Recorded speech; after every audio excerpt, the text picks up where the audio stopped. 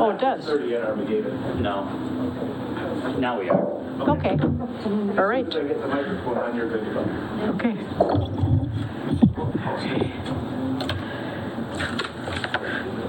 Good evening. It is March 1st, 2022, and I want to welcome you to tonight's Columbus, Wisconsin City Council meeting. City Clerk Pat Gable will now take the roll. Albright? Present. Arnold? Present. Gray. Present. Reed. Here. Rolke. Present. Clark and Motive have been excused. If you are able, please stand for the Pledge of Allegiance.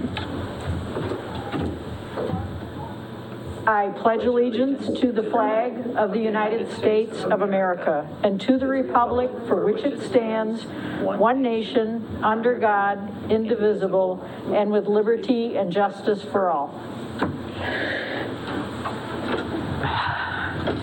Tonight's meeting has been noticed in accordance with state and local ordinances.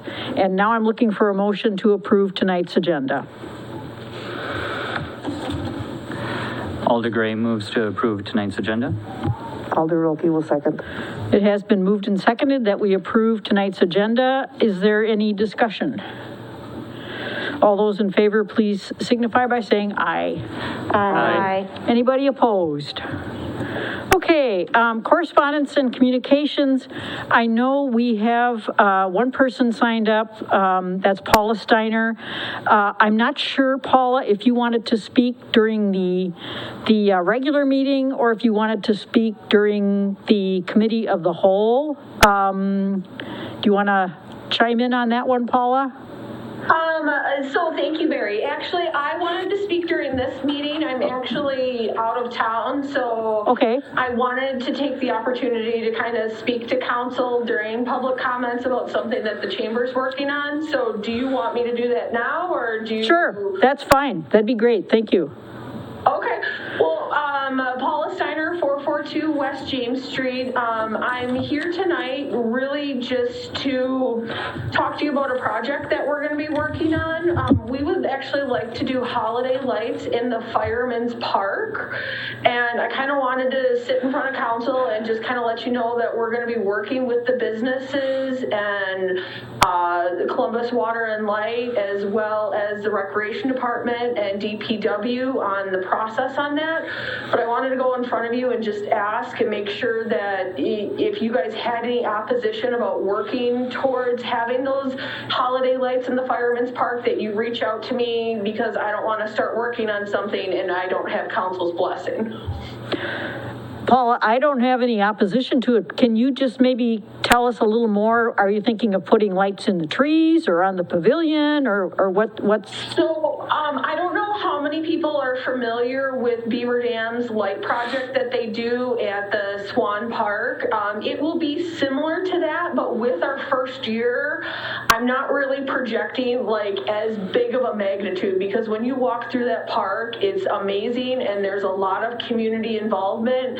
And I feel like we're at the infancy stage of this, where I would be happy if in front of the pavilion where we have that big green space, if we could just get decorated and lit trees sponsored by businesses, and then each year I'd like to see it grow from there. Okay, thank you. Okay, do you guys have any other questions or concerns or anything like that? No. And thank you for coming tonight. Personally, Absolutely. And if anything comes up and you guys have any questions, please feel free to reach out. But just kind of giving you guys the heads up that that's a project that the Chamber of Commerce is working on. I just kind of wanted to make sure and put the feelers out that that would be okay. But we will be partnering with the city and making sure that we're doing everything on the up and up. Okay, thank you so much. We appreciate the heads All right, up. thanks guys. Have a great night and have a great meeting. Okay, you too. Thanks. Bye. Okay, no one else has signed up, correct? Okay, so now I'm looking for a motion to approve tonight's consent agenda. Alder Rolke will move to approve tonight's consent agenda. Alder Albright can second that. So it has been moved and seconded that we approve tonight's consent agenda. Is there any discussion? All those in favor, please say aye. Aye. Any opposed? Okay, the agenda is approved. And now we're going to move on to new business. The first order of business tonight is to consider and take action on the Rupert Milkie Task Order number 2022-01, Highway 89 Construction Administration. And something we spoke about, we talked about previously. Is there, I think Jason's here, or is anybody here who might have anything they want to throw in tonight that maybe? Oh, okay, sorry. Who had, oh, you have a question, I'm sorry. I'm not used to meeting in person. I have to actually look and say, okay, Alder Reed. Hi, just a quick question for the Highway 89 construction plan. Something I forgot to ask about earlier.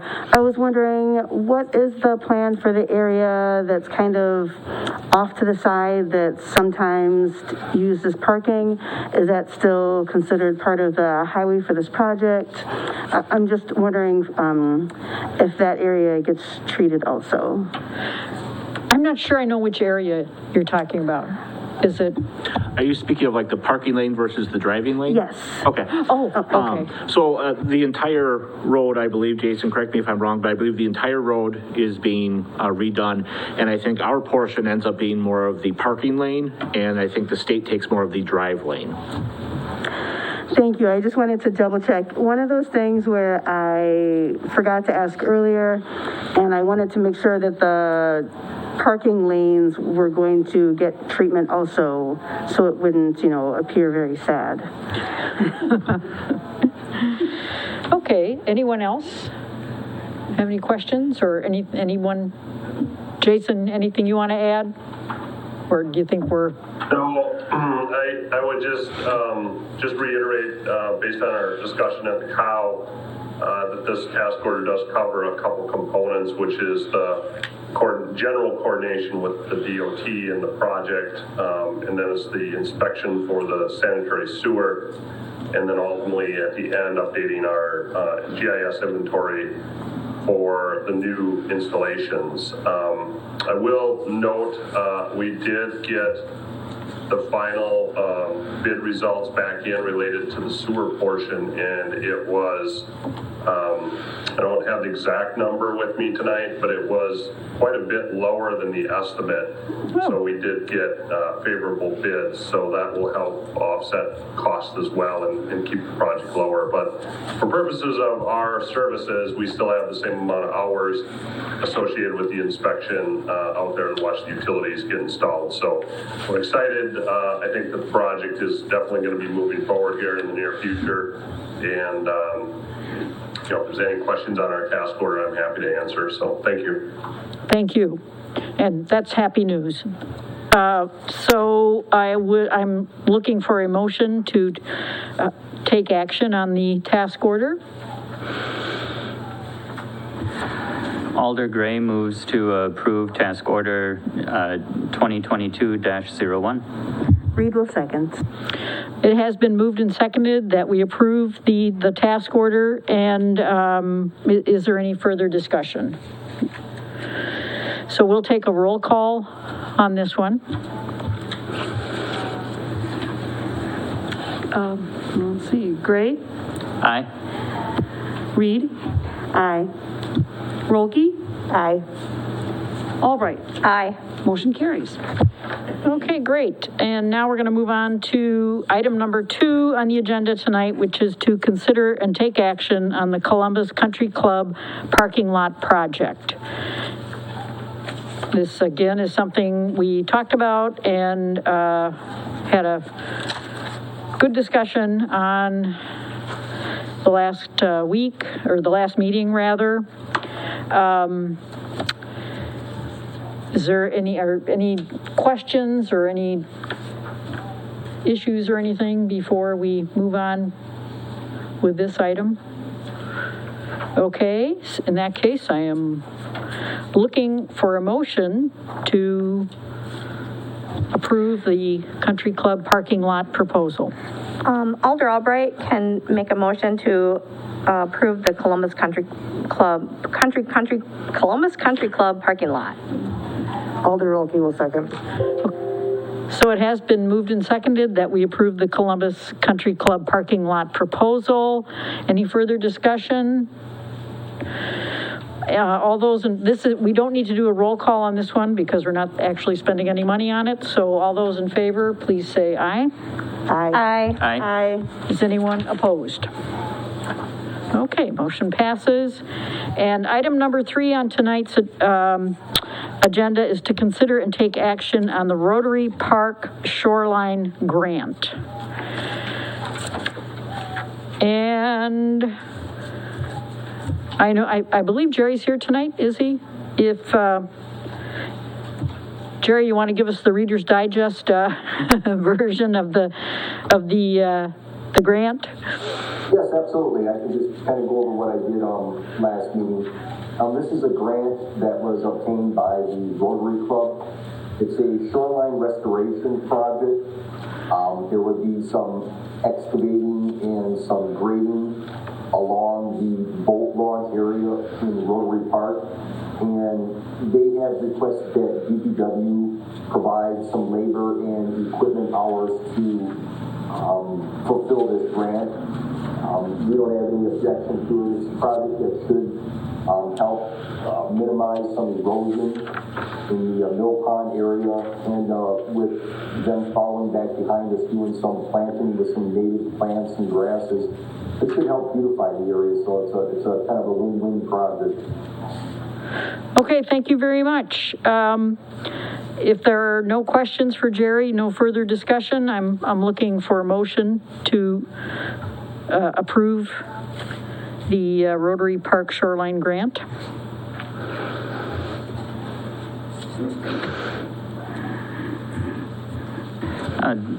Just to clarify, we're approving DPW performing work, not the grant. Actually, yeah, I'm sorry, that is correct.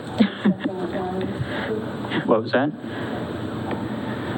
Are we accepting the grant funds and approving the DPW work?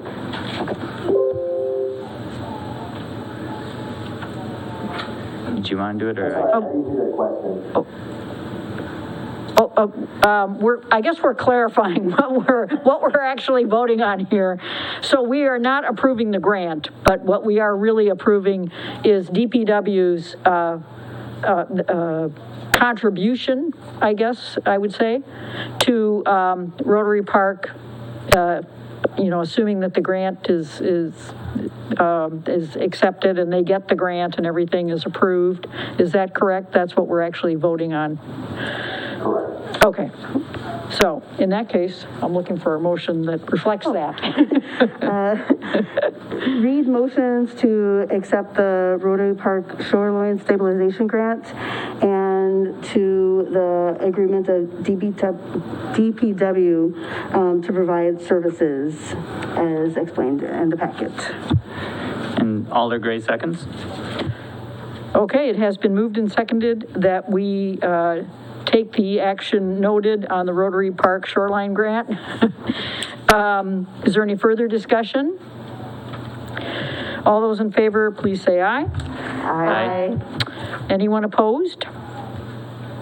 Okay, so that motion passes. And now we're moving on to number 4, which is an ordinance to repeal and recreate section 104.4H of the City Code of Ordinances. This is concerning the stormwater utility, and the section that we are looking at is to, let's see here, I'm going to read it as it is here. So the initial base charge for the stormwater utility as established by City Council resolution shall remain in effect until December 31st, 2027. Beginning January 1st, 2028, the annual base charge may be increased by no more than 3% annually. The city may exceed a 3% rate increase to the base charge only by an affirmative vote of the electors at a referendum held during a regularly scheduled spring or fall election. And let's see. So what we're really doing is we're locking in the rate and limiting the amount of money that the city can raise that rate limit. And Kyle, remind me again, is this one of the ones we need to suspend the rules for? So with the ordinances, both of them, you would be, need a motion to suspend the rules, I believe, and then you would be waiving the reading potentially, Okay. and then you could vote to adopt it. Okay. So the first thing that we are looking for under number 4 is a motion to suspend the rules. Is that correct? Alder Gray moves to suspend the rules. Alder Rolke will second. So it has been moved and seconded that we suspend the rules in regard to item number 4 on the agenda. Is there any discussion? All those in favor, please say aye. Aye. Aye. Anyone opposed? Okay. So now we have suspended the rules. And then the second part of what we need to do is to do what, Kyle? Okay, if you, Alder Ian, Gray moves to waive the reading. waive the reading, thank you. Alder Rolke will second. So it has been moved and seconded that we waive the reading. So is there any further discussion on that? All those in favor, please say aye. Aye. Aye. Anyone opposed? Okay, and then number 3 would be to consider and take action. Okay, good. So here we go. I'm looking for a motion to consider and take action on this ordinance. Alder Albright would like to make a motion to approve ordinance 766-22, an ordinance to repeal and replace section 104-4 of the City Code of Ordinances. Alder Rolke will second. So it has been moved and seconded that we approve ordinance 766-22. Is there any further discussion on this? All those in favor, please say aye. Aye. Anyone opposed? Okay, that motion passes. Number 5, I think we're going to be going through the same thing. Okay, so this is an ordinance to repeal and recreate sections 104, 4D, E, and F of the City Code of Ordinances. And what we are looking at here is that Water and Light will be appointed as the collection agency for the City of Columbus stormwater utility for all residential, single-family, residential, two-family customer classifications. For residential multifamily classifications and non-residential classifications, bills shall be prepared at least quarterly by the city, and this, the last part of this is that the billing shall not relieve the owner of the property from liability for any form of rental property in the event payment is not made as required. Have I hit all the salient points on this one, Kyle? Yes, I believe you have. Okay, and we want to go through the same process again, where we will need, first of all, a motion to suspend the rules.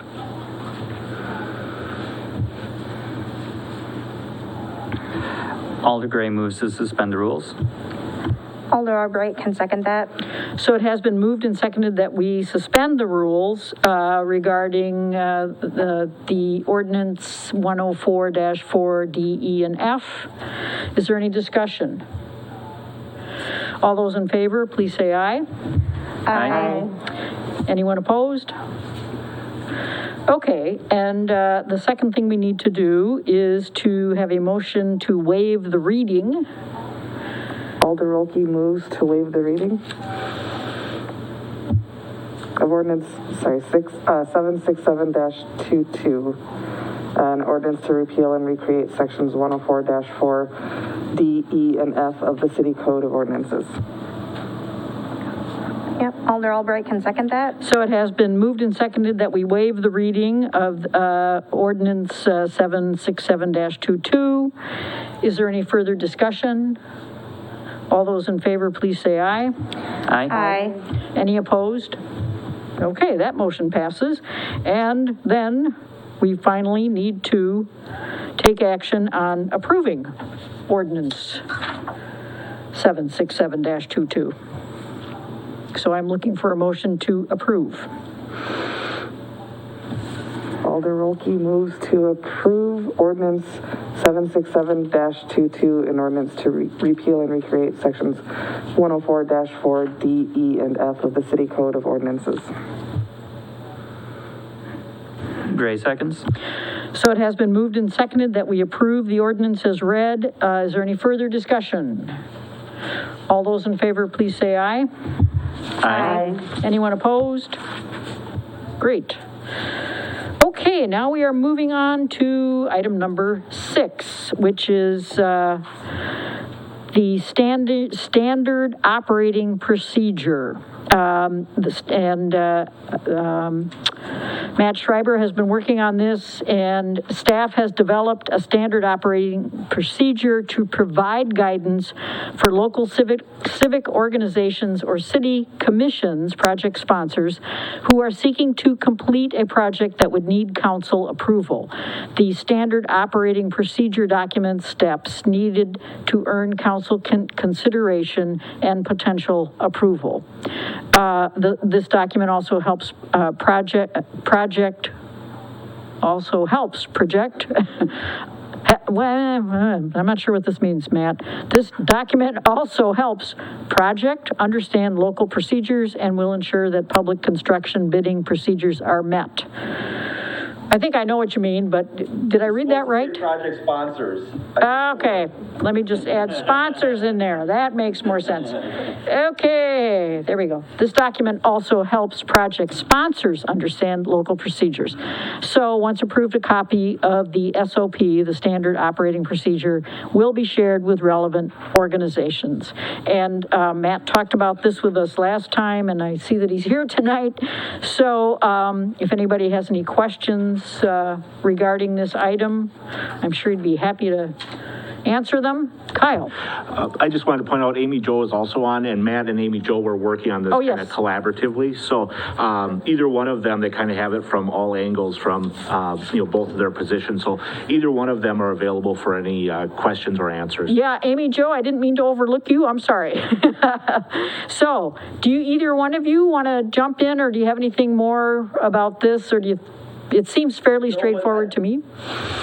Go ahead. I just wanted to share a good example of kind of what Paula came to council tonight was kind of giving that conceptual approval before they start doing work. So I did email her the draft that we have of the standard operating procedure saying, all right, now that you've had this conceptual approval, please develop a project plan in accordance with what we have. So that will be maybe a good test run of this standard operating procedure. So. Well, that's great. So we had an actual example here tonight. Yay. Yeah. Okay. So I am looking for a motion to go ahead. Oh, yes. Just a quick interjection of anybody that might be watching. That's not the perfect example, because coming for citizen comment, council can't actually respond and give any sort of real approval. So while that's a good quasi example, it's not the actual process that is laid out in this or how it should function. It should be on the actual agenda for a council to be able to really speak to the person.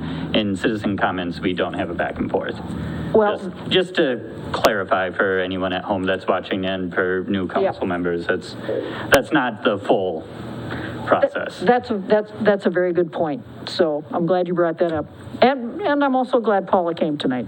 So then she can do something a little more official now that she's gotten her feet wet. Okay, so now I'm looking for a motion to take action on this item. Reed will motion to approve the standard operating procedure document from the packet. Gray will second. So it has been moved and seconded that we approve the standard operating procedure for project sponsors. Is there any further discussion? All those in favor, please say aye. Aye. Anyone opposed? Great, that motion passes too. Okay, the next item, number 7, is to consider and take action on claims in the amount of $2,609,506.37. And this is, as Kyle pointed out to me today, a little larger than some of the claims that we've had, but there are reasons for that if anyone has any questions. If not, I'm looking for a motion.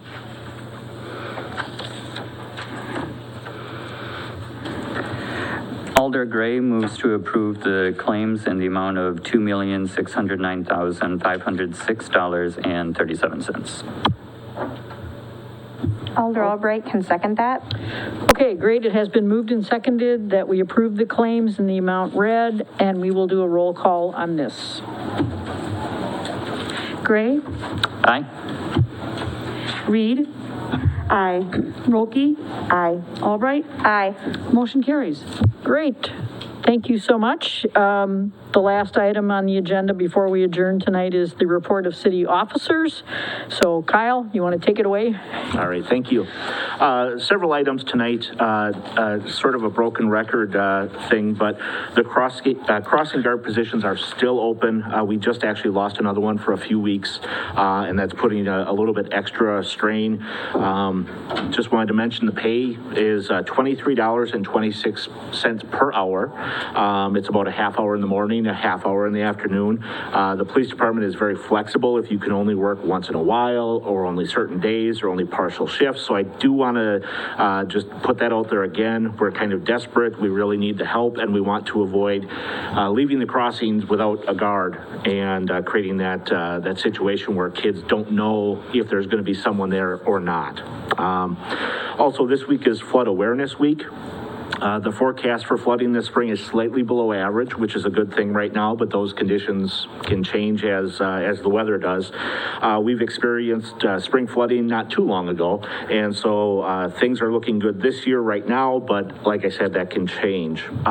Just a recommendation that if any of the residents have any questions about the flooding preparation or where the floodplains are or anything related to floods and preparation, they can reach out to Amy Sandow, our emergency management director, for more information. Also, in the stormwater front, there's a public information meeting on Thursday for the CDBG project that will be going on in Washington Park, Fuller Street, and then in a big portion of the Second Ward Creek. That's Thursday at 6:30 at the Senior Center, and there'll be information about exactly what they're doing, when they're doing it, so that if anyone is interested in that project, feel free to join us to learn more. Also, we talked about Highway 89 just a little bit earlier. We're kicking off some preliminary work on Highway 89 next week. So you'll see K&B Tree Service removing several trees, and they'll start next Monday and hopefully be done in about 2 or 3 weeks. This is really the first or early phase of the project, but it's kind of the kickoff of the start of a pretty busy construction season on Highway 89 this year. Also, the natural gas work will be wrapping up. I think most of us have seen kind of the holes and the work that they're doing. That's going to be wrapping up too. So that's good progress to see in that area. And then just one last thing, last Monday and Tuesday, we had that ice storm that was pretty miserable. And, Jerry and the DPW crew, they really did a great job of staying in front of the ice as well as they could. They worked long hours, middle of the night, kind of in the worst conditions at the time when everyone else was glad to be home or glad to not have to go into work the next day. They were out kind of weathering the storm and helping everyone else get around to where they needed to go. So just wanted to say a thank you to them, and I think it was a really successful operation and an example of kind of what they do on a regular basis. So thank you to them. Kyle, just one question. CDBG, what does that stand for? So that is the Community Development Block Grant. Okay. And it's a grant it's through the CDBG Close program, which is some revolving loan funds that we had to pay back the balance, but then they gave us a grant back, but it had to be used only in certain specific ways that met their national objectives. Okay. So if there's any questions about kind of what the program is or how the project got selected, they can reach out to myself or Matt Schreiber for more information. Okay, great. Thank you very much. Just a little side note here. Today, my husband went down and applied to be a substitute crossing guard at the police department. He met with Erica, and he can't commit to full-time or part-time because his own work schedule is very unpredictable. But he said that he thinks it's going to be fun when they call him, and I'm encouraging anybody who's got any extra time in the morning or the afternoon. It's very important that we have crossing guards lined up. So the stormwater utility is going to be on the April 5th ballot, and there is a final listening session scheduled for next week. That's March 8th, starting at 6:30, and it will be at the high school. So not only will you learn all kinds of great things about the stormwater utility, but if you attend, you will be able to see the interesting improvements that they've done at the high school. And so if you've got any questions about what the stormwater utility means, please come and express your opinion and ask your questions. The committee members really want to hear from you. I've had a couple of phone calls from concerned citizens. I have talked with committee members, and they've already made some changes based on the conversations that I had, because these people reached out with their suggestions. So if you can't attend, but you do have questions that you want addressed, you can email your alder, you can, or call Kyle at the city, and we'll get your questions on the agenda for the listening session next week. Something I guess I'm more and more aware of in Columbus is that we do not have a newspaper, and so it's hard sometimes to get the word out. So one of the things that I asked Paula Steiner about before the meeting tonight was whether or not there were items or events coming up that she'd like me to mention. First of all, before I get on to those, I do want to give a shout out to Amy Jo, because the indoor craft fair and rummage sale at the pavilion last weekend was really fun, and I got some great stuff there. It was exciting, and I love to shop, and boy, the bargains were really nice. So I want to thank Amy Jo and the community members who supported this event, and Paula Steiner, who is the president of the local chamber, wanted me to let people know that right now there's a ribbon cutting ceremony for Good Vibes, which is the new candy store downtown, and they're also serving lunches. They're on East James Street, right in one of the, the blocks going down the hill by the Four Corners. So they're going to have a ribbon cutting on Saturday, March 19th. That's going to be at 11:30, and then the grand opening for Good Vibes is going to be at noon. Red Bud Days is going to be coming up in May, and right now they're looking at May 14th. And if there are any community members who'd like to help, please reach out to Paula at the Chamber of Commerce. And the Farmers Market is going to come back this summer. That's so exciting. And they're going to be in the same place that they were last summer, which is in the parking lot next to the Rose Legacy Real Estate. And they're working on dates. And again, Amy Jo Myers of our rec department and Carrie Kingston are taking on the promoting and organizing, and thanks again for doing that. Paula also wanted to, she must have a Girl Scout at her house. She wanted me to remind you that the Girl Scouts are going to be selling cookies starting March 5th. Gee, that's like in a few days. So there will be young people out with their wagons with the cookies right in there, so you can stock up on those Thin Mints. Our next regular council meeting is going to be Tuesday, March 15th, but remember that the first April council meeting, which normally would be held on April 5th, will be on the Monday night before that, April 4th, due to the spring election. So that's all I have. And so now I'm looking for a motion to adjourn. Unless you all want to stay. Alder Rolke will move to adjourn. Gray seconds. So it has been moved and seconded that we adjourn this part of the meeting, and all those in favor, please say aye. Aye. Aye. Anyone opposed? Okay, we are adjourned.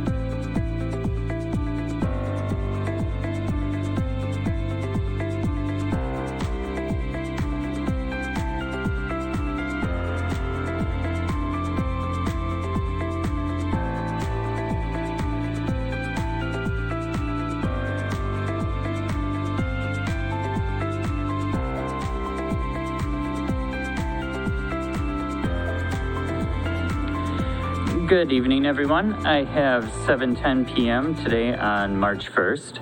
I'd like to welcome everybody to the Columbus Common Council Committee of the Whole. And with that, if our city clerk, Pat Gable, could take roll call. Albright. Here. Arnold. Here. Gray. Present. Reed. Here. Rolke. Present. Thank you very much. And this meeting was properly noticed, so next up is to approve tonight's agenda. So unless there's any questions, comments, or alterations, I'll take a motion.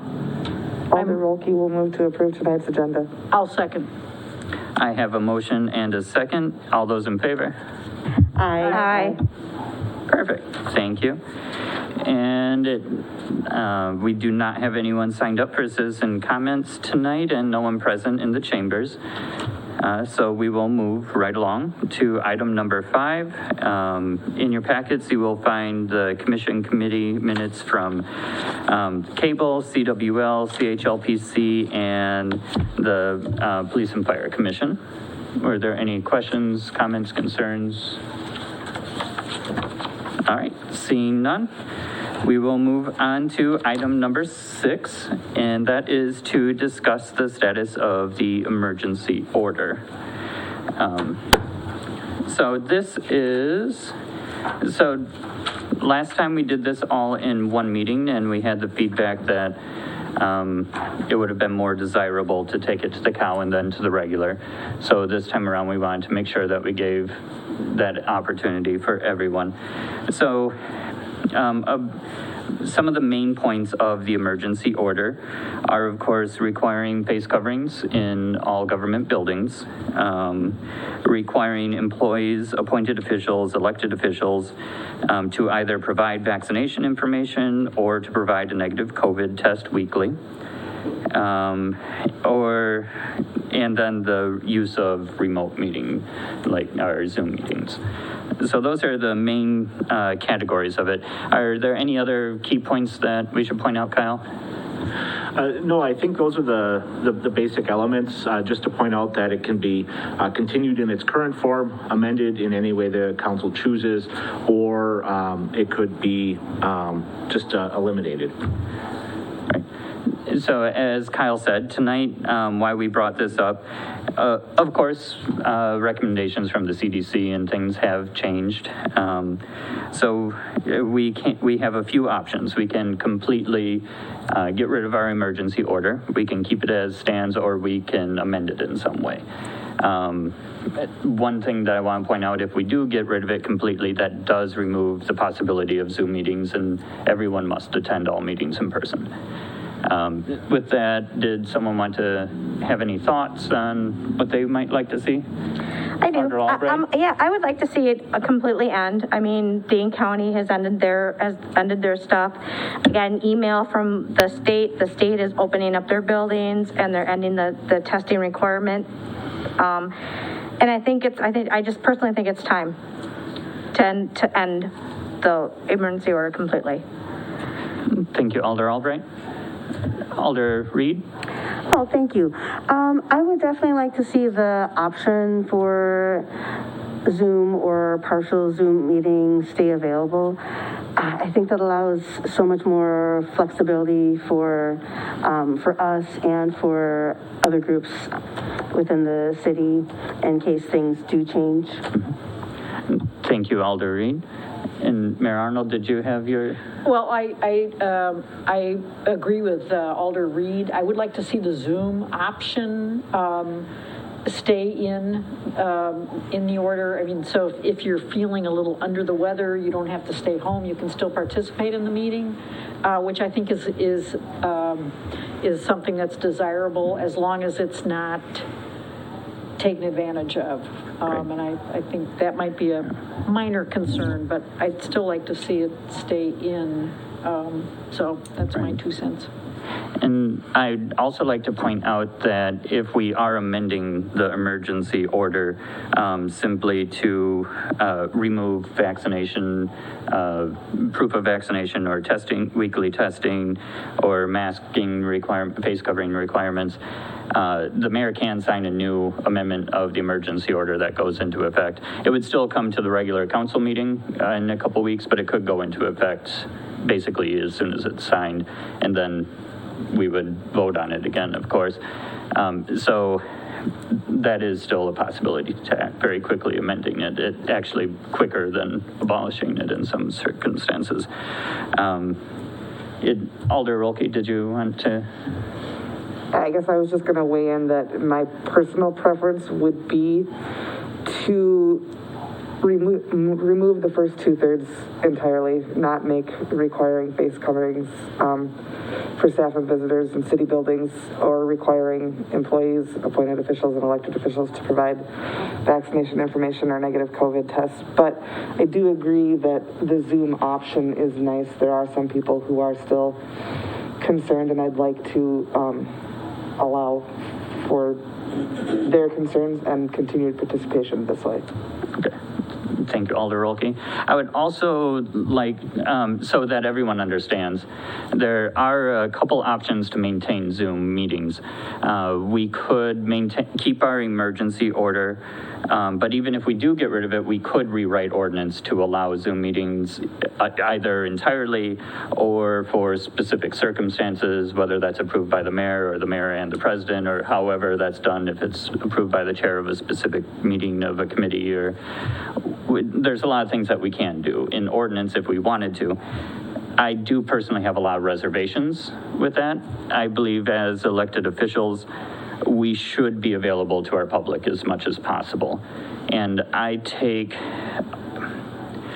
worry if we have it written into permanent ordinance that Zoom meetings are allowed, that could in the future degrade that basic right of our constituents, that they can come here and that we are available to them. We have seen circumstances recently that have changed things, but I don't know if that's a permanent thing. So in my opinion, I would be in line with Alder Reed, Rolke, and Mayor Arnold. I believe that we should keep the emergency order in place, but amend it. I think we should, instead of requiring face coverings, recommend face coverings. I think that testing requirements and or proof of vaccination should be done away with. But we should still allow for remote Zoom meetings. Although things are looking great right now, we don't know what's going to happen. And I think having the emergency order in place and still allowing Zoom meetings for the time being, we'll be able to act faster in the future. If something happens and we need to amend it again, it's already in place and we can act quickly. I think that's the prudent option. So I just have one question. So can we put a time frame on this, like 60 days, 90 days? I think that would get us into the summertime when people are less likely to get sick. And that's definitely an option. We can, so we can amend this emergency order however the council sees fit. There can be time requirements. We can keep as much of it as we want. We can add things if we wanted. This is totally up to council on how we want to handle it. So Shelley, you would be comfortable with keeping the Zoom part in as long as we have but I would also like to see it for a certain amount of time. And a lot of the reasons that Ian just mentioned, you know, people want to be able to come here and they want to be able to participate. Right. And so, I mean, I think to me, reasonably 60 days would be good. And for at least for Zoom, and that gets us closer to summer, you know, less likely to be in the flu season and or whatever. Thank you, Alder Albright. Mayor Arnold? Well, if we kept the Zoom option open for the public, I'm wondering if that would make us more accessible to people who might want to chime in on something, but for whatever reason, coming down to City Hall on a Tuesday night for the meeting is difficult. would that be something we might want to think about? I guess I'm just thinking, it seems like for some people that's made us more accessible. Although I agree with you, I like the idea of us being here, alders and mayor being here in person, and encouraging that. But I guess I'd just like to have the Zoom option open maybe for the public. I don't know. That's a thought I've had. Actually, Mayor Arnold, I think that's an excellent idea. I really do. I mean, because you get, like you said, people are busy, and or if you get, people that have a compromised, they don't want to risk being in a room with a bunch of people that could potentially get them sick. But I do agree with Ian that the elected officials should be here. I think I don't want to interrupt, but we do need to kind of stay on track. So that would not be part of our emergency order. That's a completely separate situation. That's something that we could talk about writing into ordinance. But right now we just want to handle the emergency order of what we want to do. Do we want to put a time limit on it?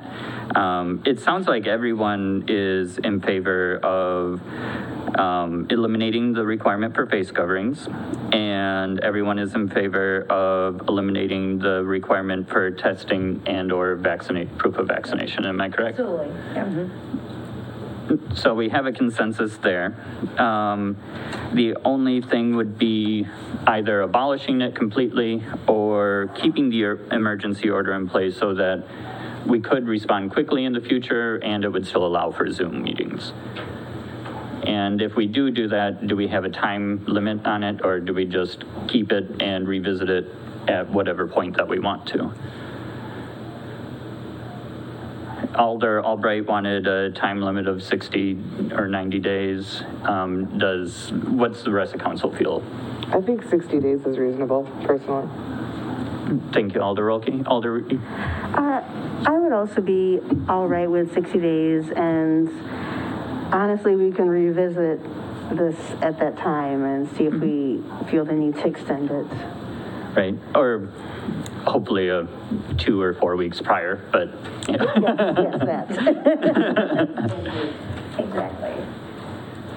All right, so I think we have a pretty good consensus that we will amend the emergency order to exclude the face covering requirements and the vaccination and testing requirements, and leave the option for Zoom, and have it expire in 60 days, so we'll want to revisit it prior to that mark. Is that what I'm getting? Sounds good. Oh, yes, I'm in agreement. I just wanted to have the word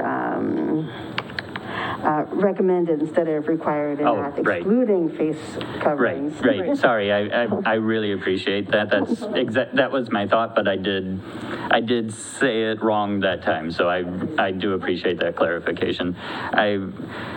Face coverings still being recommended, but not required, or at least allowed. We don't want to take them away. You can still wear face coverings, of course. Is that good enough direction for staff? Paul, does that sound, I saw you writing busily, so you got that? I just took, I took a whole bunch of notes, but I'm not sure that you really need to reduce any of that to writing if you're going to bring that up at your next meeting and do a motion. If you'd like a resolution drafted for the meeting, I can certainly prepare that. So basically, what I think we should have happen is the mayor should sign a new emergency order or an amendment to an emergency order, and the council should vote on that at our next meeting. Is that probably the best course of action, Paul? You certainly can do that. I will prepare a resolution for signature and approval at the next meeting. Thank you. And so nothing will change until our next meeting, is that correct? Well, it could change as soon as you sign it. Okay, so if I signed it tomorrow, then, you have the unilateral authority to amend this whenever you want to until the next meeting, if you wanted to do something between now and then. Okay. Otherwise, it'll stay in place until the next meeting. Okay, me. I mean, so if I decide I'm going to sign something tomorrow, then that means masks come off in City Hall, and we don't necessarily need to wear masks at our next meeting, correct? That's That is correct. correct. Okay. Yeah, and then at the next meeting, council would approve that moving forward or decide that for some strange reason, our consensus tonight is no longer there and do something else. But yeah, I think that's the best, that's the easiest and most, Okay. that's the most expedient way forward. Okay. So I can sign something tomorrow then, Yes. right? If everyone's okay with that? I will prepare something and get it over to Kyle as soon as I can tomorrow. All right. Thank you so much, Paul. Yeah. Perfect, thank you, everyone. Next up is to discuss the Rupert-Milky task orders. There are a couple of them in your packets. Jason is with us still tonight. Did you want to give us some background info on this, Jason?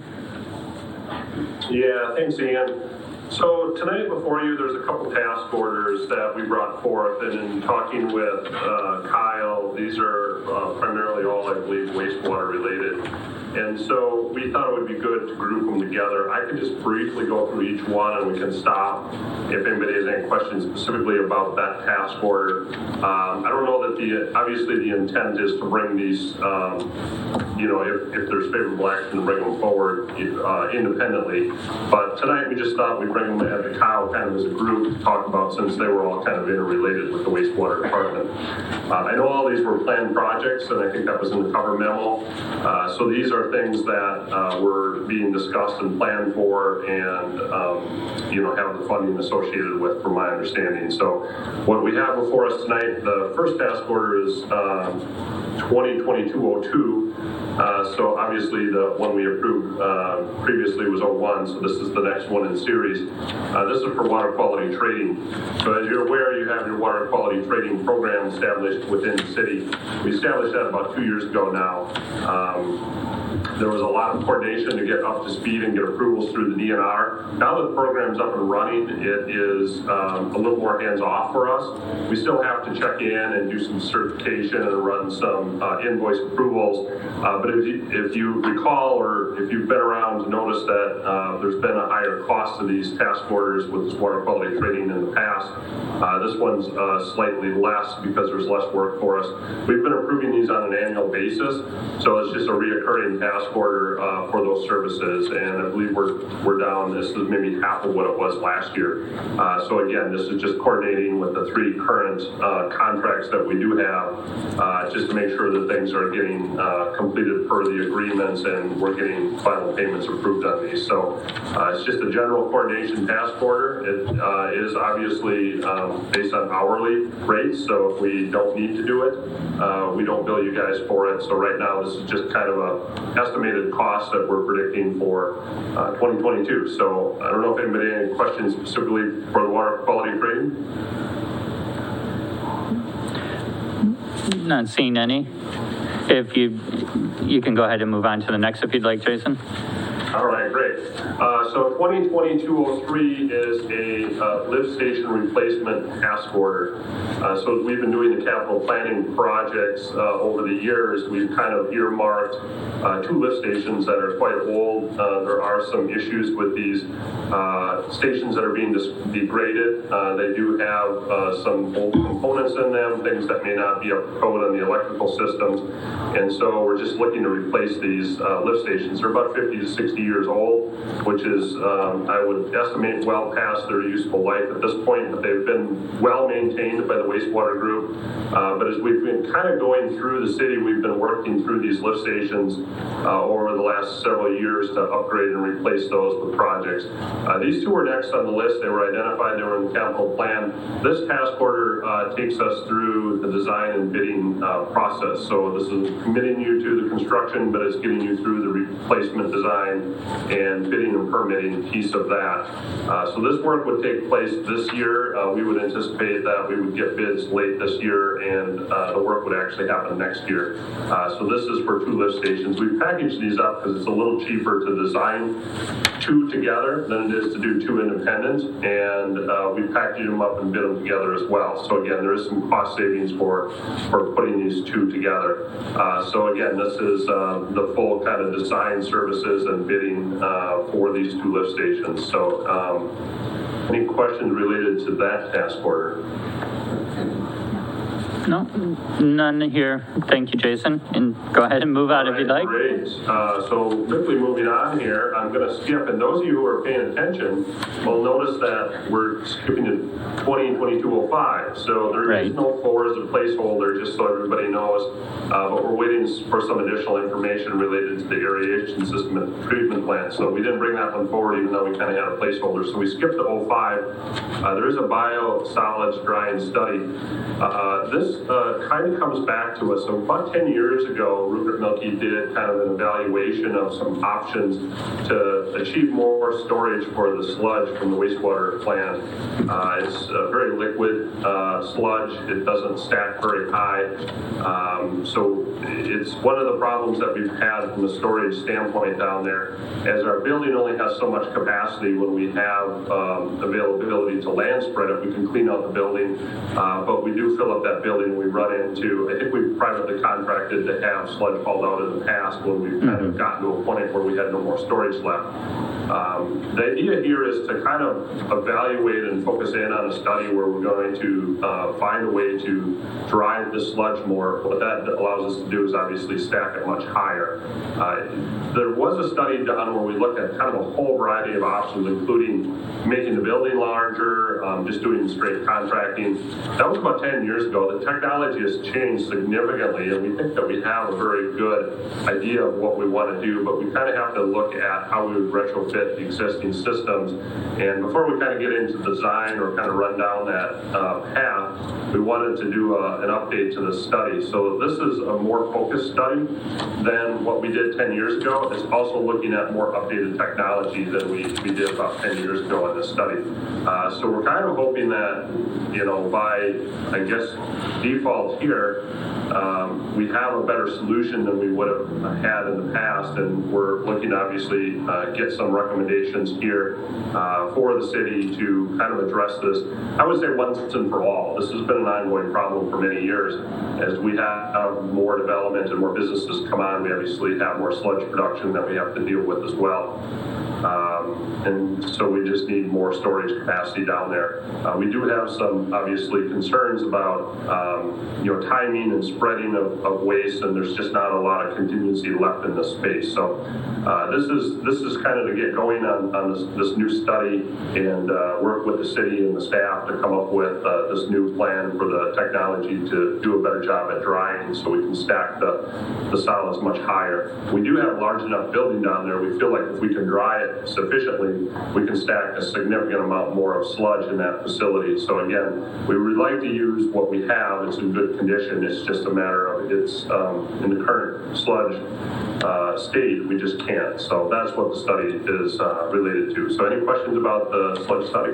Yeah, Trina probably is very, well, go ahead. Yours is probably the same as mine. We were both here when this has come up before. So. It might be a different question. I guess to start with, I tend to be pretty cautious on spending, you know, taxpayer monies on studies, just because they're not a thing, they're not a direct improvement yet. My question is on if we're quite ready for the study. I'm wondering what the goal is.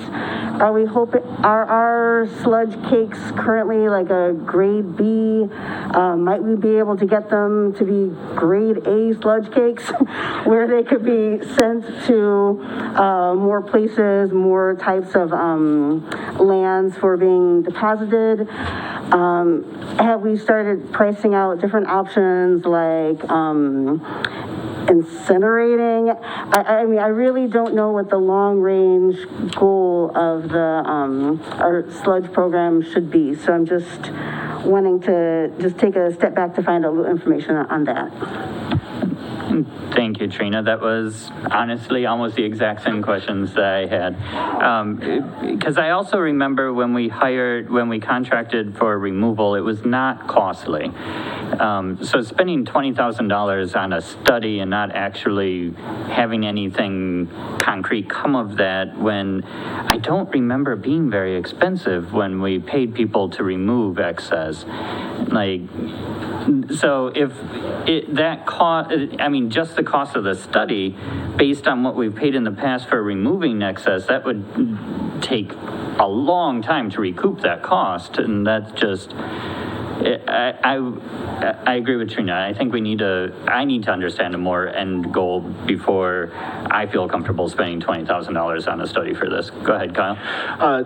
Katie's on the line too, and she might be able to answer. I know this past year we were kind of in a rough spot because our spreader broke down, and there's only certain times we could get out, and we were running out of space, and we didn't have the budget to pay basically to get rid of all of it. So it is more expensive. Also with PFAS, it's only going to get worse because they're persistent in the soil, and if you're going to put that somewhere, it's going to leach into that soil wherever you move it. So the Class B is an issue. But Jason, I think no matter what we do, the DNR is going to require us to go through this step to evaluate a solution and alternatives to make sure it's the right solution before we could ever make any changes to this process. Is that right? Yeah, and it's becoming very difficult to get rid of sludge that's not dried to a sufficient point. It's very liquidy. The application and the amount of farmers that are willing to accept that is limited, and we already have kind of a limited area. So it's not just the storage is the biggest issue.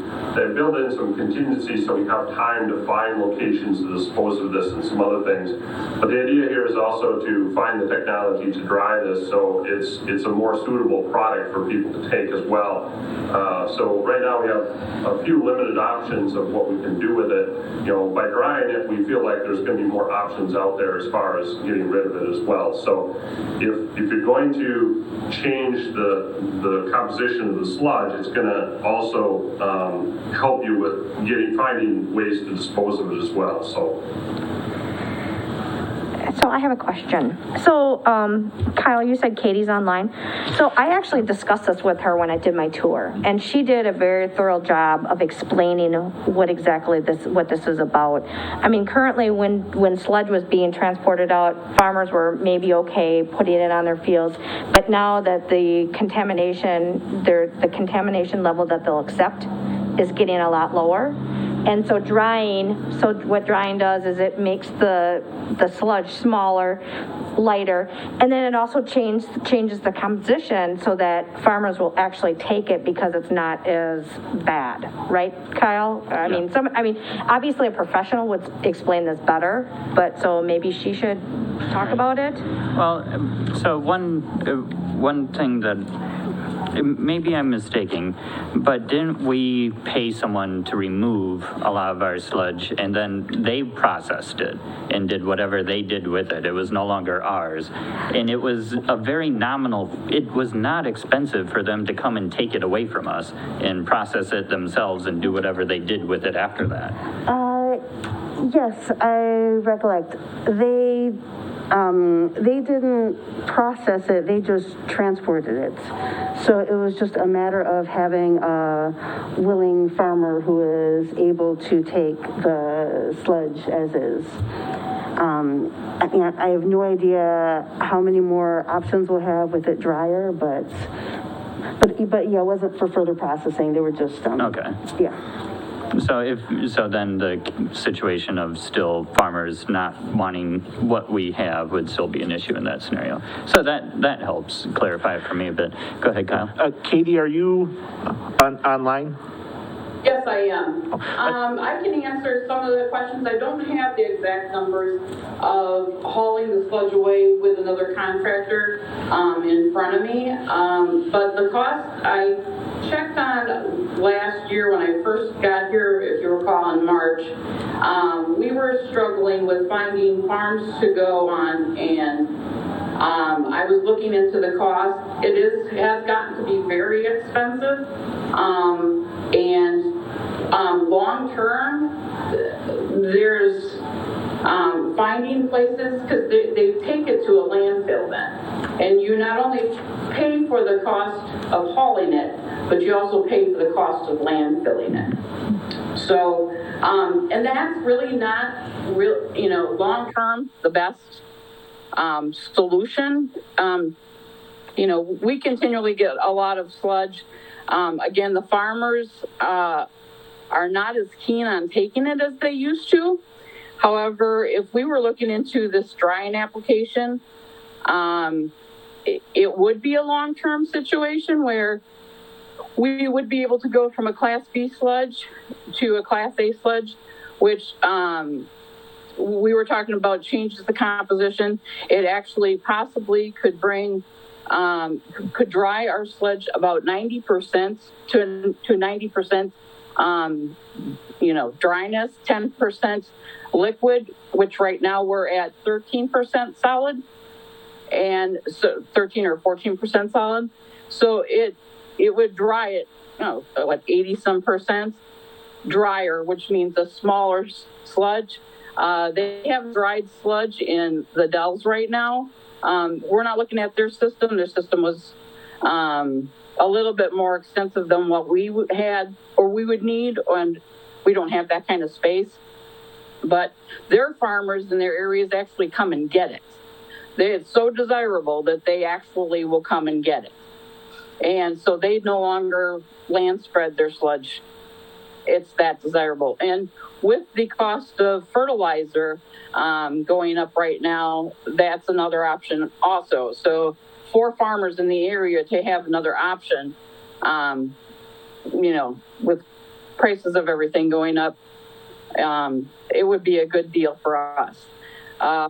We are also looking at, the cost of, we were going to put in a sludge truck in our budget. We did not, because we were hoping for the possibility of a dryer in a couple of years. But in the future, if we don't do this, we're going to absolutely have to put a new sludge truck. We have a 1983 truck that is barely roadworthy. So we're definitely going to have to put that in the budget in a year or two if we don't do something, move forward with a sludge drying situation, possibly. So there's that to look at also. So there's a lot of factors that go with this. The main factor, you guys, I couldn't emphasize more, is the fact that the farmers are not interested in this anymore. And it was very, very costly. I called a number of different companies to haul it away. Again, they don't treat it. They will haul it away for us, but it will cost us a lot of money. And if the truck breaks down, it will cost us a lot of money. And we have not budgeted for that.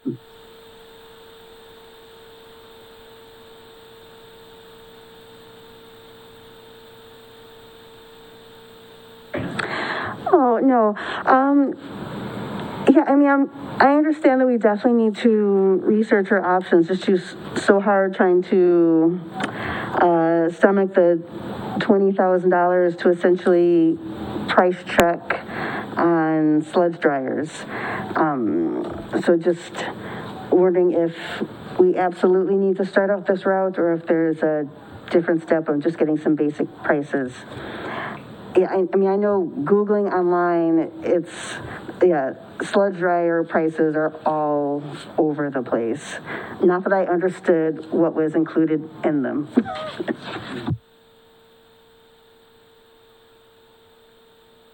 A study to figure out pricing and things, or if we know basically what we want, can we just go to like an RP? Can we just go out and get it priced and not have to do a study? Just if this is the direction that we know we need to go and it's something that has to happen, why don't we just move forward with purchasing the equipment needed and figuring that out instead of studying to tell us that we need to purchase this equipment?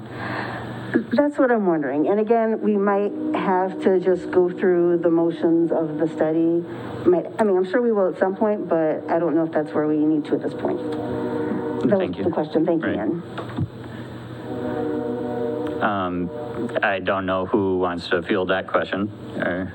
Jason, Kyle, Katie, whoever. Yeah. Yeah, let me circle back to one other thing too. I wanted to kind of add in before you were asking Ian about what it had previously cost to remove the sludge. I think that was a small amount that we had removed from the overall sludge volume. So I don't think that cost, if I recall right, and I don't have the exact numbers, but I remember, I believe it was, a couple hundred cubic yards versus, what the total storage volume, is down there is more significant than that. So I think that's why the number was relatively low. And I also kind of agree. I remember that number not being a huge sticker shock. Back to the study. So primarily, if you look at the task order, there's a couple things that this will do. The purpose is to look at the drying technologies. So I think as Katie said, there's a lot out there, and Trina had mentioned, there's a lot of different things out there. We know that there's certain things that will work for our process and some things that won't. We also have to identify whatever that solution is, whatever that technology is, how does that fit in our current facility? I mean, it's just not a plug and play, right? It's not you pull out one thing, you put in something else. We have to look at space. We have to look at, electrical needs. We have to look at things like that. So again, the study was really kind of designed to really give you what we would call a conceptual design. So we know exactly what that is, right? We know what the equipment is, what size it is, what horsepower it needs. Do we need to upgrade any components in the existing plant as far as controls or those type of things? So again, the study goes through that whole process to really determine what that end solution is. So we know what that is. This is going to be the best recommendation for you. It's going to be the best technology. It's exactly going to go through and determine what those needs are to get that installed. And, that will kind of really, I think, point you in that right direction. And, as far as the DNR, I wish I had Dave Arnott here. He's our wastewater guy. Maybe Katie can speak to that, or I know Kyle had brought it up. They're obviously going to, if we change anything in the process of the plant, they're going to want to obviously approve that or be part of that as well. So we'd obviously have to work with them, in my opinion, and I'd have to confirm, but, it'd be my understanding we'd have to work with the DNR here to make sure that what we're proposing on changing and recommending is going to be something that we can permit and will work with our current permit that's in place. So there's a few pieces, I think, moving here.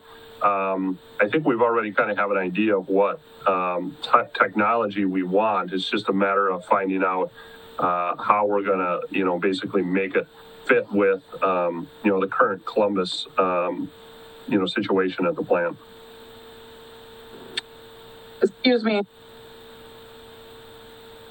Yes, I just want to confirm with Jason too, because he's right.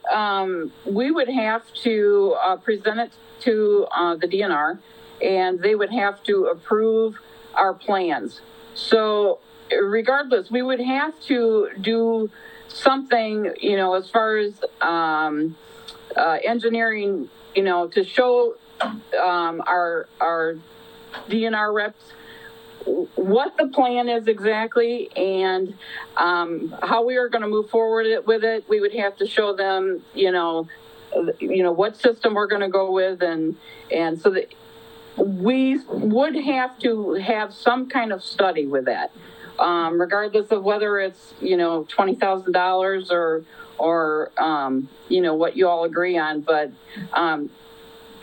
they would have to do the research and then present it. So there would be a lump sum of money there. Katie. So I think that helps clarify things. It's not as simple as buying the products and the machinery that we need in order to move forward in the future of drying our sludge and things of that nature. It is more intensive than that. There's more engineering and more studies that go into it. So hence the need to, unfortunately, spend $20,000. Is council okay with moving these three? Okay, going with it, with reading, but I also had a rundown of what the deal was. Right. Okay, perfect. So we will move these three task orders forward to the next regular meeting. Thank you so much, Jason and Katie, for being here with us. Next up is number 8, discuss Recreation Department fundraising for park improvements. We have Amy Jo here with us. Go ahead, Amy. Hello, good evening. Can you hear me? Yep. Yep. Well, my item certainly is not as exciting as following up with Katie. But I'm just kidding, yeah. I love you, Katie. My recreation committee, we've talked about this for pretty close to a year now, but we've had a lot of different things on our plate with contract negotiations and our online software. But we would like to have council approval to make some amenities at Fireman's Park. We're looking at adding a full-size basketball court right alongside the scout cabin where the ice skating rink lies. And we'd also like to add some pickleball courts. That seems to be a very large request by a lot of adults and seniors in our community. It appears that it's very popular when they are snowbirds and there's nowhere to do it here in Columbus. So with your approval, we'd like to get started on something like that.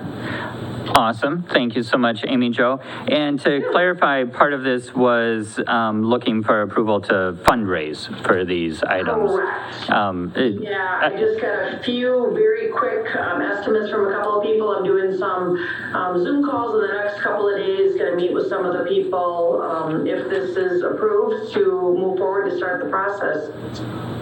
Awesome. Thank you so much, Amy Jo. I just wanted to make sure that council understood that you're looking to create a fundraiser to get these things, not requesting funds from the city for these items. That is correct, Ian. Thank you. Thank you so much. I am, of course, all for that.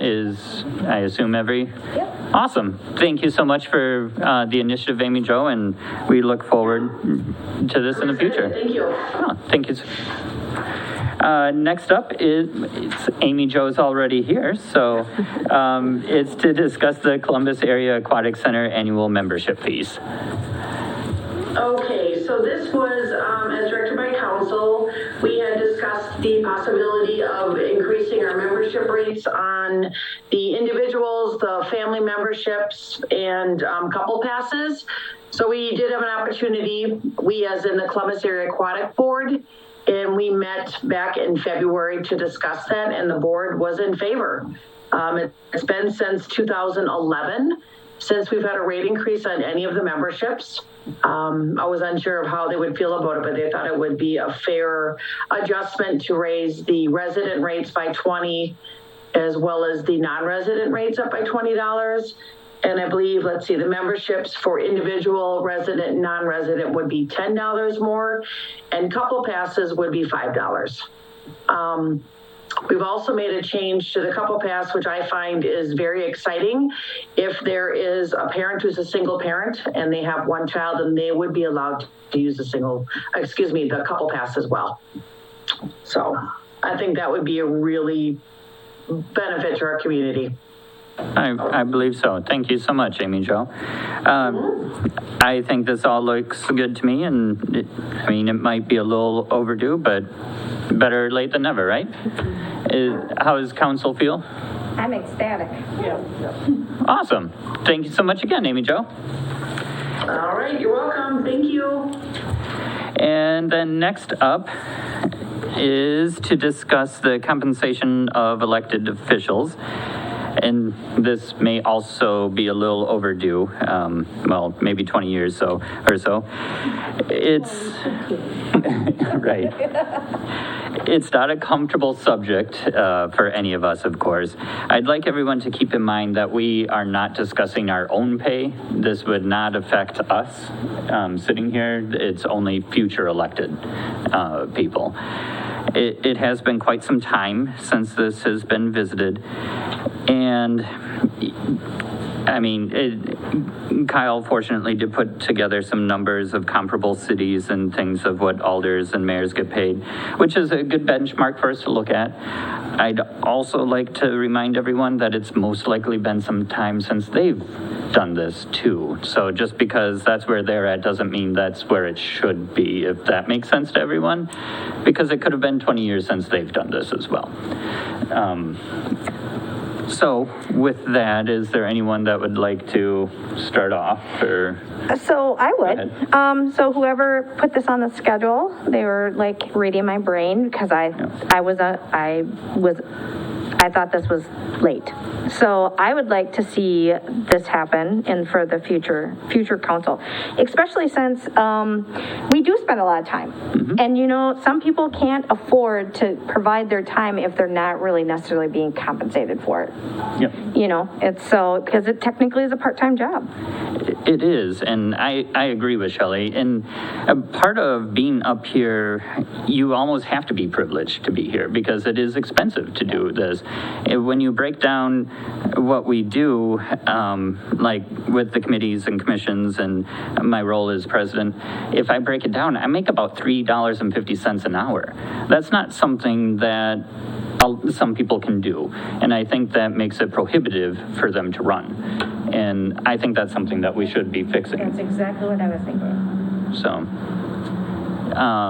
anyone else? Mayor Arnold? Personally, I think the compensation for the mayor is fine. I'm not going to recommend raising that, but I really agree about the alders. It was a surprise to me to realize how many committees and commissions and boards alders are part of, and they not only attend meetings, but they do homework outside of the meetings to prepare. So I'm all in favor of raising compensation for the alders. And so it would, anyone who's on council now will not get a raise unless they get reelected. Right. Is that correct? Right. What about the people getting elected in April? Will it apply to them or not until they're reelected? It depends on when we take action. So if we were to decide something tonight to move forward to the next regular meeting, if we took action on it at the next regular meeting, then in April, those alders, and they could have, if we decide to alter the pay, they would be able to Yeah, I just wanted to clarify be at the that. new pay, right? But personally, I think the mayor's salary is very reasonable. And I actually think, you know, alders work even a little harder than I do. So, yeah, I'm all for that. Well, I think the mayor is humble, but I think the big thing for us tonight is to understand that we aren't talking about our pays. And like, I'm not here wanting to, you know, increase my pay $100 a month. That's not, I want to make sure that anyone that wants to run for, to be a city alder or to be mayor can afford to do it. Right. And that's my big thing. Yeah. So is there, Trina's been on for a long time. Shelley, you've been here for plenty amount of time to understand what the demands of everything. And Alder Rolke, you have as well. What do you feel is an average amount of hours you put in a month? Alder Reed, what do you think you put in a month? Oh, goodness. It varies so much. It does. Yeah, it's all over the place. I mean, some months the compensation is close to, I wouldn't say, I suppose about minimum wage, and other times it is less for the actual hours. Does anyone have a suggestion on what they might think would be a reasonable amount? Before you do have some mock-ups of kind of a median of what other cities pay their alders and mayor.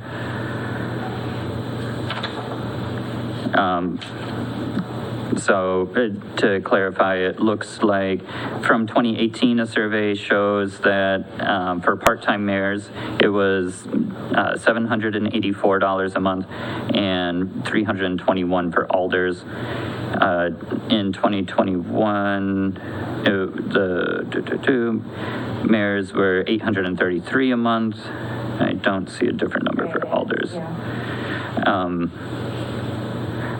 But again, some of this we have to take with a grain of salt too. It's a benchmark to look at, but also when did they put this? It could have been 1990 when they did this too. So it's not like this is something that cities look at on a regular basis. Does anybody have a number they want to throw out? Let's handle alders first. So I like round numbers, so I think 325 would be a little bit more reasonable. You know, if somebody would want to go up to 350, I think that would also be reasonable, because realistically, when are they gonna change it again? Is it gonna be another 20 years? Well, and that's kind of what I'm getting at. Right. Like, this might not be revisited by a future council for a very, very long time. And the numbers that other cities are doing at 321 a month, that could also be quite dated.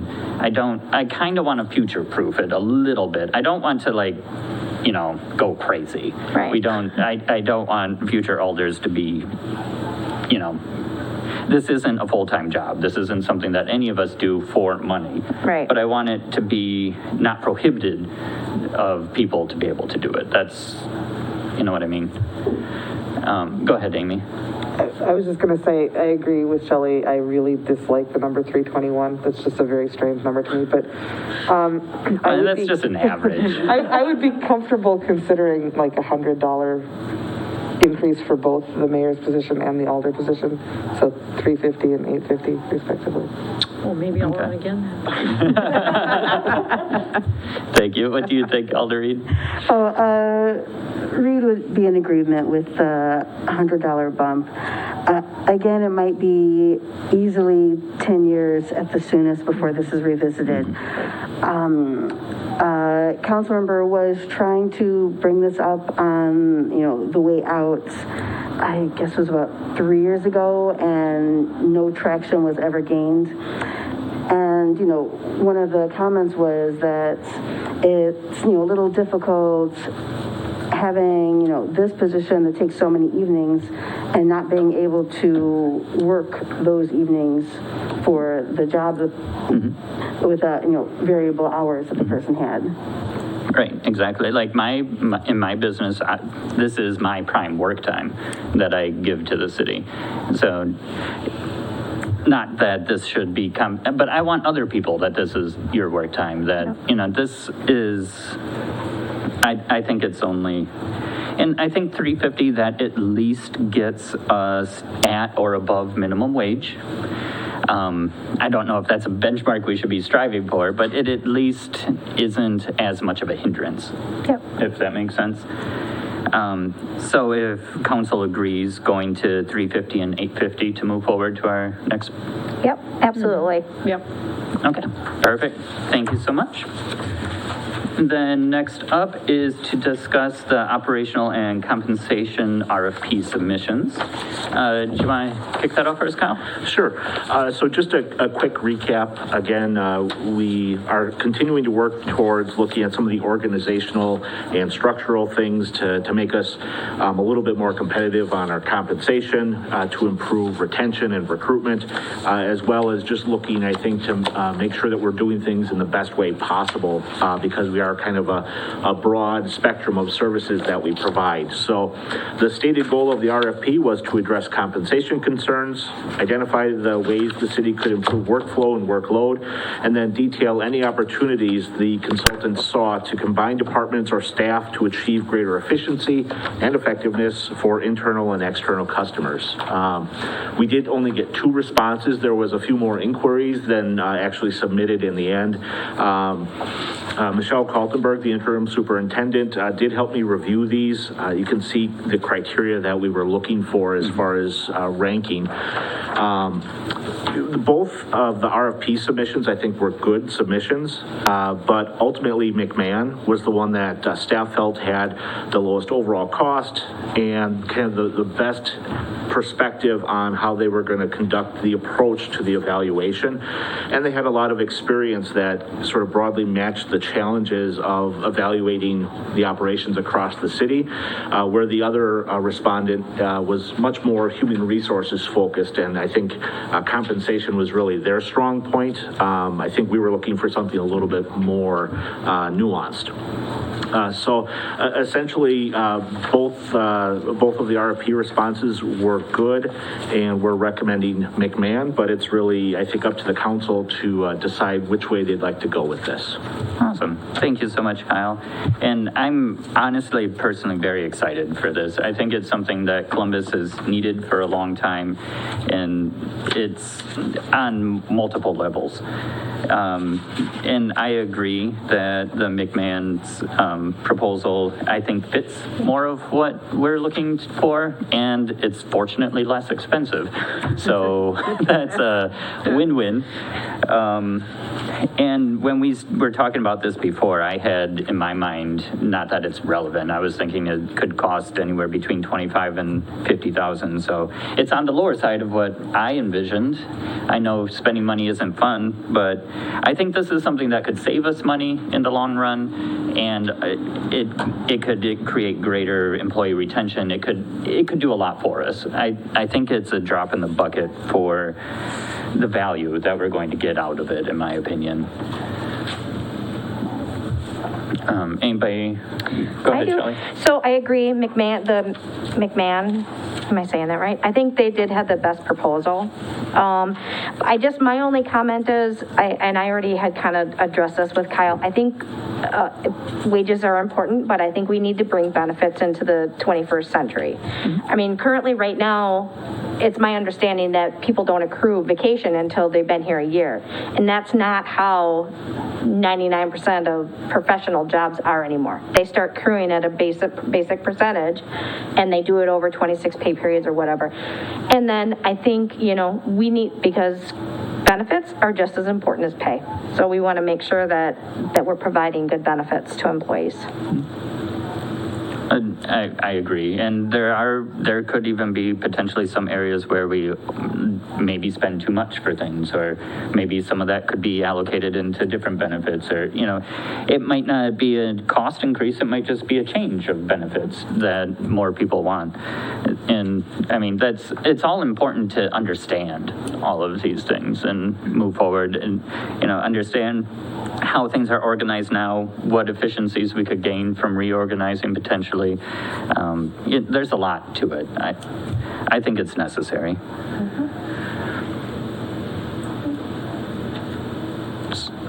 I see a lot of nodding heads. Everybody is okay with moving this forward. Yeah. And so we'll move forward with the recommendation of McMahon to our next regular meeting then.